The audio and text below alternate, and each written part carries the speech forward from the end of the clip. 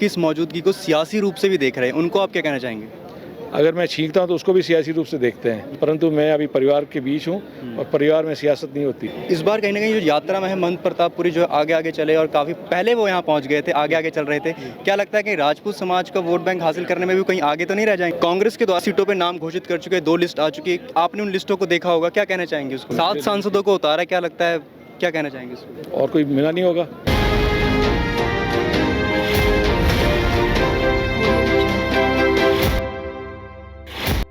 आज राजपूत समाज के इस पथ प्रेरणा यात्रा पर कर्नल मानवेंद्र सिंह भी यहाँ पर मौजूद है। सर, क्या कहना चाहेंगे पथ प्रेरणा यात्रा को लेकर युवाओं को? आज मुझे सौभाग्य प्राप्त हुआ पहली बार पथ प्रेरणा यात्रा में भाग लेने का। कई वर्षों से इच्छा थी, परंतु पारिवारिक कार्यक्रमों के कारण मैं आ नहीं सका था और आज पहली बार मैं यहाँ उपस्थित हुआ। मुझे बहुत प्रसन्नता हुई कि जिस प्रकार इसका आयोजन, हमें तो हमेशा पढ़ता रहता था, सुनता था कि इतना अच्छा आयोजन होता है, इतनी सफलता से, मैंने शांति से ये पूरी यात्रा निकलती है और बाड़मेर के प्रमुख जन, हर 36 कौम के प्रमुख जन जिस प्रकार से फूल की बरसाते हैं यात्रियों पर, क्षत्रियों पर, एक बहुत गर्व की बात है और मैं सबको धन्यवाद देता हूं जिन्होंने इसका आयोजन करा और बाड़मेर के नागरिकों को। सर, कई लोग आपकी इस मौजूदगी को सियासी रूप से भी देख रहे हैं, उनको आप क्या कहना चाहेंगे? अगर मैं छींकता हूं तो उसको भी सियासी रूप से देखते हैं। तो अभी मौसम चुनाव का है तो इसलिए हर चीज़ सियासी रूप से देखेंगे, परंतु मैं अभी परिवार के बीच हूं और परिवार में सियासत नहीं होती।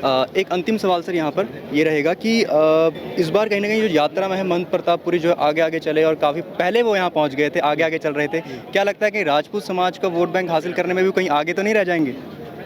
वो तो मैं कह नहीं सकता। आज चुनाव का समय तो है ही, वातावरण चुनाव का है, लेकिन यात्रा चुनाव को संबंधित नहीं है। ये यात्रा हमेशा चलती है, हर वर्ष चलती है और विजयदशमी के अवसर पर चाहे चुनाव हो या नहीं हो, इस यात्रा का आयोजन होता है। एक अंतिम सवाल, कांग्रेस के द्वारा सीटों पे नाम घोषित कर चुके हैं, 2 लिस्ट आ चुकी है। आपने उन लिस्टों को देखा होगा, क्या कहना चाहेंगे उसको? मैंने इतनी डिटेल में देखी नहीं क्योंकि मैं अन्य कार्यक्रमों में व्यस्त था, परंतु जिन्होंने भी ये लिस्ट बनाने में योगदान दिया है, वो तो स्वाभाविक है कि उन्हें अपने विवेक से अपने काम करा होगा, डिटेल से देखा होगा और उस आधार पर ही नाम 7 सांसदों को उतारा, क्या लगता है, क्या कहना चाहेंगे इसको?